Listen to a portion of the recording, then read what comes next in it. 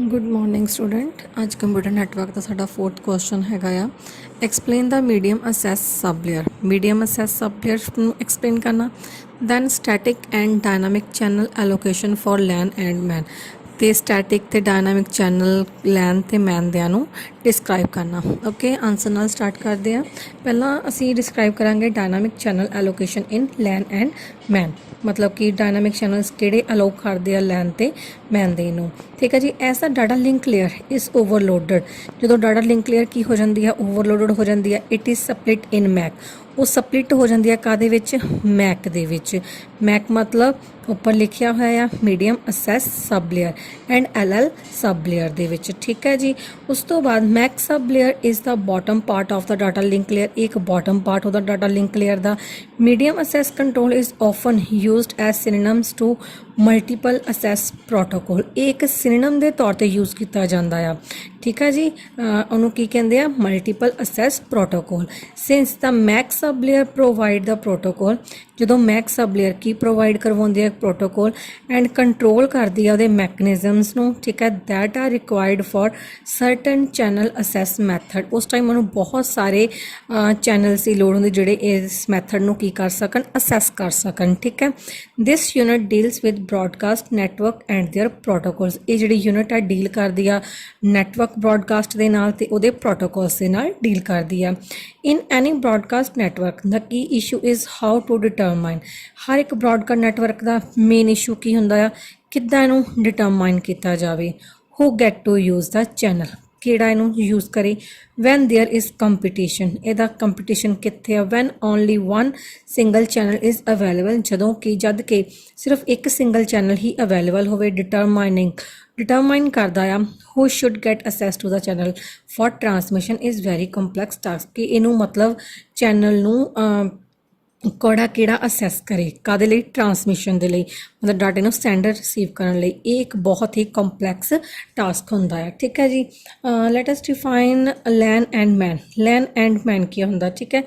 Definition a local area network is network of system spread over small graphical area. एक इदा का area network आ जिहदे विच कोई भी नैटवर्क आ स्प्रैड होया हुंदा एक small geographical area they which. For example network of computers with in building और स्मॉल कैंपस। एक कंप्यूटर का नैटवर्क किया जाता है एक बिल्डिंग जां एक स्मॉल कैंपस दे विच नैटवर्किंग होई हुंदी आ, उहनूं की बोल दिंदे आ आपां लैन, जिहड़ी कि लोकल एरिया नैटवर्क दे विच नैटवर्किंग होई हुंदी आ। उस तो बाद हैगा वैन, वाइड एरिया नैटवर्क, मतलब कि जिहड़ी वड्डे पद्धर दे उपर नैटवर्किंग होई हुंदी आ उन्होंने बोल देंगे wide area network. Span a set of countries that have data rate less than IMBPS because of distance criteria. ये मतलब वड्डे वड्डे कंट्रीज़ दे विच भी कर सकते हैं, जां मतलब वड्डे वड्डे सिटीज़ टाउन दे विच भी इन्हों एस्टैबलिश किया जाता है। The LAN may be owned by multiple organization. ये बहुत सारे मल्टीपल संगठन होंगे आ। ठीक है। जिहड़े स्पैंड करते हैं distance is spread over some countries. कि डिस्टेंस जे एक कंट्री विच इन्ना दा डिस्टेंस आ, बाकी कंट्रियां दे विच भी इहदा डिस्टेंस उन्ना ही होवे। ठीक है। उस तो बाद हैगा स्टैटिक चैनल एलोकेशन।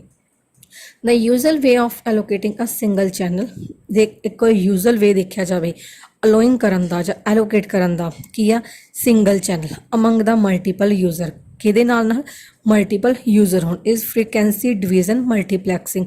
जो मतलब मल्टीपल यूजर की फ्रीकैंसी नूं की कर दिता जाता, डिवीजन हो जाती है बहुत मल्टीप्लैक्सिंग दे विच। If there are n user, जे तां उहदे इनफिनिटी यूजरस होण the bandwidth allocate is split into n equal. उहदी जिहड़ी बैंडविथ आ उहनूं एलोकेट कर दिंदे, दैन उहनूं स्प्लिट कर दिंदी, मतलब कि उन्होंने निचोड़ के इकट्ठा करके उहदे किहदे इक्वल कर दिंदी आ एन, मतलब इनफिनिटी दे इक्वल कर दिंदी, जिहड़े कि उहदे साइज पोर्शन दे अकॉर्डिंगली ही हुंदे आ। उस बाद FDM is simple and efficient technique. FDM frequency division multiplexing एक एफिशिएंट टेक्निक आ for small number of user, वो भी छोटे नंबर ऑफ यूजर दे लई। However when the number of sender is large, ਤਾਂ ਸੈਂਡਰ ਦੇ ਨੰਬਰ ਕੀ ਆ ਜ਼ਿਆਦਾ ਆ ਐਂਡ ਕੰਟੀਨਿਊਸਲੀ ਵੈਰਿੰਗ ਔਰ ਦਾ ਟ੍ਰੈਫਿਕ ਇਜ਼ ਬਰਸਟਲੀ। ਜੇਕਰ ਕੰਟੀਨਿਊਸਲੀ ਮਤਲਬ ਇਹ ਚੱਲਦਾ ਜਾਵੇ ਤਾਂ ਟ੍ਰੈਫਿਕ ਹੋ ਜਾਂਦੀ ਆ ਬਰਸਟਲੀ, ਮਤਲਬ ਕਿ ਰੁਕਣ ਦਾ ਜਾਂ ਖਤਮ ਹੋਣ ਦਾ ਜਾਂ ਡਿਸਟਰੋਏ ਹੋਣ ਦਾ ਵੀ ਚਾਂਸ ਰਹਿੰਦਾ।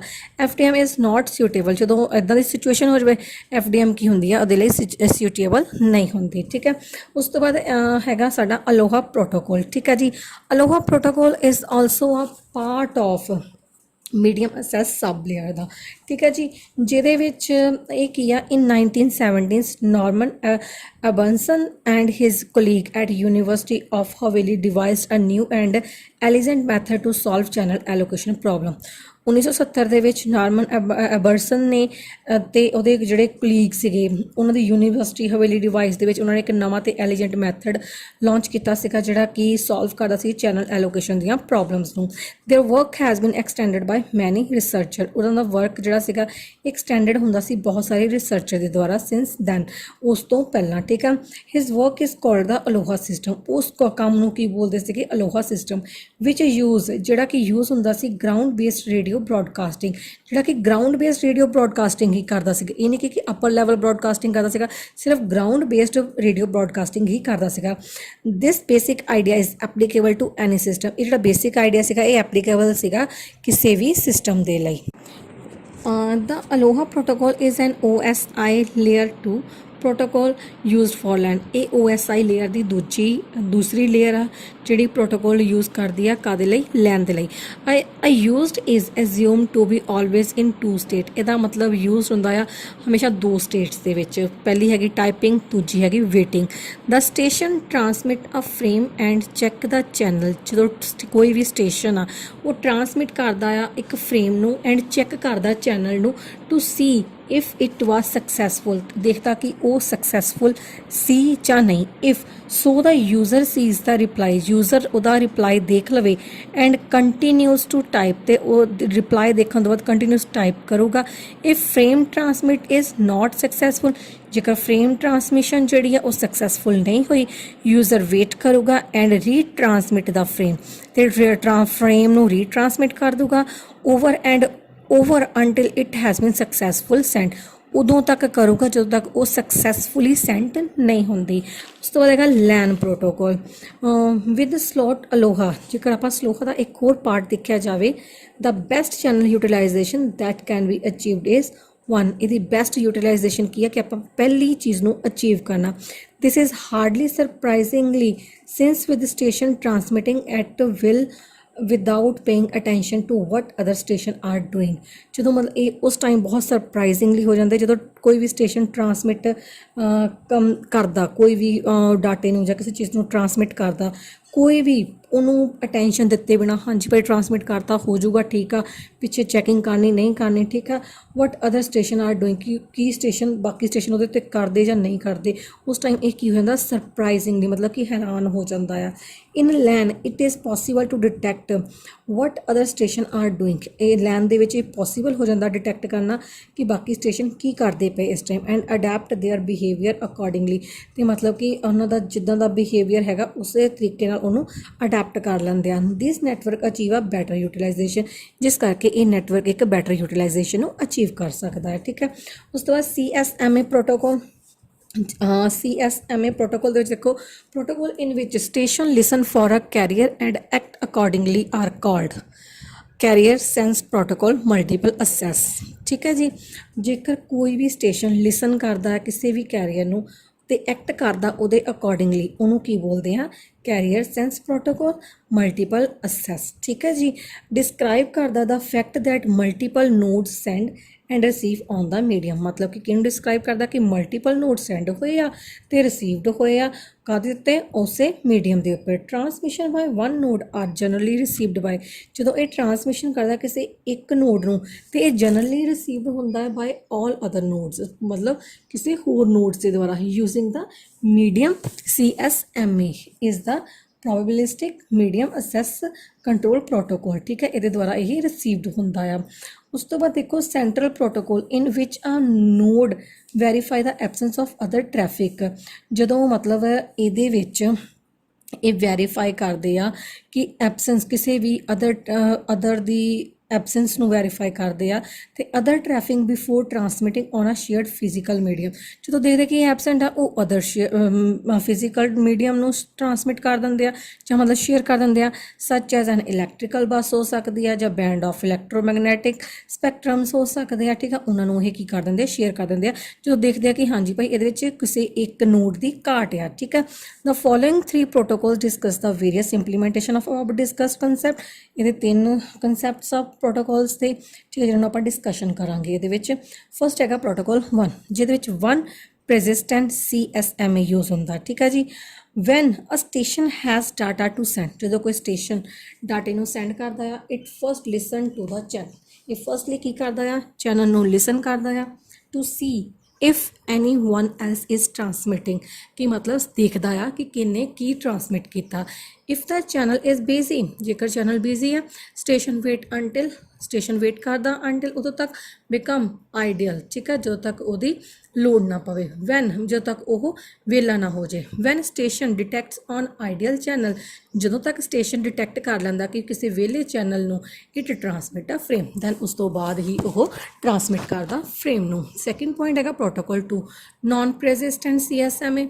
ਇਨ this protocol a conscious attempt is made to be less greedy than in the 1, ਮਤਲਬ ਕਿ ਇਸ ਪ੍ਰੋਟੋਕੋਲ ਦੇ ਵਿੱਚ ਇੱਕ ਘੱਟ ਲਾਲਚੀ ਹੁੰਦਾ ਕਿ ਹਾਂ ਕਿ ਮੈਂ ਛੇਤੀ ਤੋਂ ਛੇਤੀ ਮਤਲਬ ਫਰੇਮਸ ਨੂੰ ਅਡਾਪਟ ਕਰ ਸਕਾਂ, ਮਤਲਬ ਉੱਤੇ ਡਾਟੇ ਨੂੰ ਭੇਜ ਸਕਾਂ, ਡਾਟਾ ਪਹਿਲਾਂ ਮੇਰਾ ਜਾਵੇ, ਇਹ ਚੀਜ਼ ਮਤਲਬ ਕਿ ਘੱਟ ਗ੍ਰੀਡੀ ਆ। ਬਿਫੋਰ ਸੈਂਡਿੰਗ ਆ ਸਟੇਸ਼ਨ ਸੈਂਸ ਦਾ ਚੈਨਲ, ਜਦੋਂ ਮਤਲਬ ਇਹ ਸੈਂਡ ਕਰਨ ਤੋਂ ਬਾਅਦ ਇਹ ਚੈਨਲ ਦੇ ਵਿੱਚ if no one else is sending, ਜੇਕਰ ਕੋਈ ਵੀ ਇਹਦੇ 'ਚ ਸੈਂਡ ਨਹੀਂ ਕਰਦਾ, the station begin doing so itself, station ਕੀ ਕਰਦਾ, ਜੇਕਰ ਕਿਸੇ ਨੇ ਉੱਤੇ ਸੈਂਡ ਹੀ ਨਹੀਂ ਕੀਤਾ, ਉਹ ਆਪਣੇ ਆਪ ਕੰਮ ਕਰਨਾ ਸ਼ੁਰੂ ਕਰ ਦਿੰਦਾ।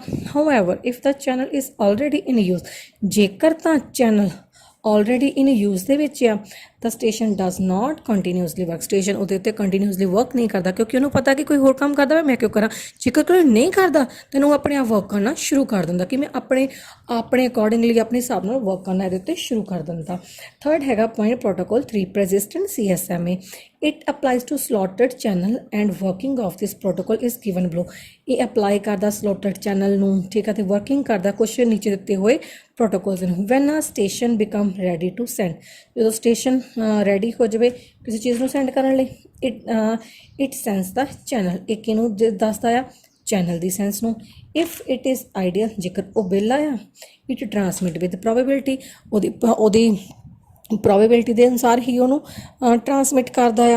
with the probability of q minus 1 minus p it defined until the next slot, ਮਤਲਬ ਇਹਦੀ probability slot ਕੀ ਆ, q minus 1 minus p it define ਦਾ, ਇਹਦੀ ਅਗਲੀ slot ਨੂੰ define ਕਰਨ ਦਾ ਇੱਕ ਫਾਰਮੂਲਾ ਆ, ਠੀਕ ਹੈ ਜੀ। ਉਸ ਤੋਂ ਬਾਅਦ ਦੇਖੋ CSMA/CD protocol in computer network carrier sense multiple access with collision detection is a network central protocol, ਠੀਕ ਹੈ ਜੀ। ਇਹ ਕੀ ਆ ਸਾਰਾ ਕੁਝ, ਨੈਟਵਰਕ ਸੈਂਟਰਲ ਪ੍ਰੋਟੋਕੋਲ ਆ। ਇਨ ਵਿਚ a carrier sensing scheme is used, ਜਿਹਦੇ ਵਿੱਚ ਕੈਰੀਅਰ ਸੈਂਸਿੰਗ ਸਕੀਮ ਯੂਜ਼ ਹੁੰਦੀ ਆ।